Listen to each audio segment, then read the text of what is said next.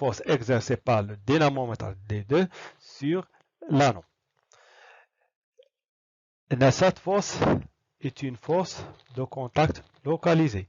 Son point d'application, c'est le point de contact entre le dynamomètre et l'anneau. C'est le point B. Donc, on écrit B. Pour la droite d'action, la droite d'action est matérialisée par le fil du dynamomètre. Donc, c'est la droite qui passe par le point B et le point E, où cette droite est oblique. On écrit droite BE oblique. Le sens. Le dynamomètre D2 tire l'anneau. Le sens de B vers E ou bien de B vers dynamomètre 2. L'intensité est indiquée par le dynamomètre 2, c'est 3 newtons. On écrit F2 égale 3 newtons. Passons maintenant pour représenter les deux forces sur le schéma précédent en utilisant l'échelle 1 newton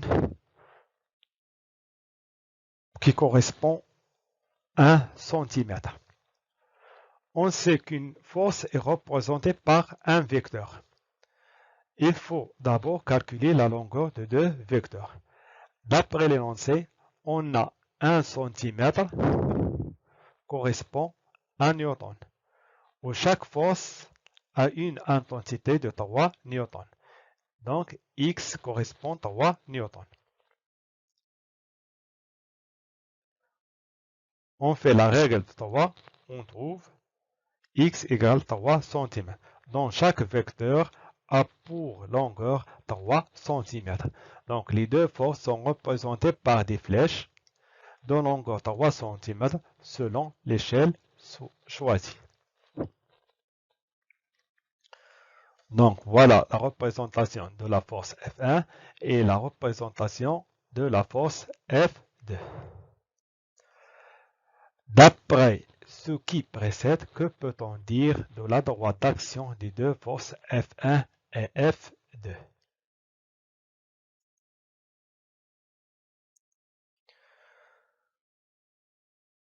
Tendons un fil,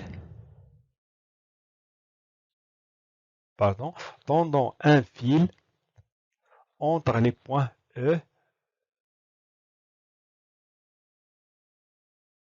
et C. Nous observons que ce fil superpose exactement aux deux fils du dynamomètre. Donc, les points E, B, A et C sont alignés. Donc, les deux forces ont même droite d'action. Les points A, B, C et E sont alignés. Les deux forces F1 et F2 ont même droite d'action. Maintenant, que peut-on dire du sens et l'intensité des deux forces F1 et F2?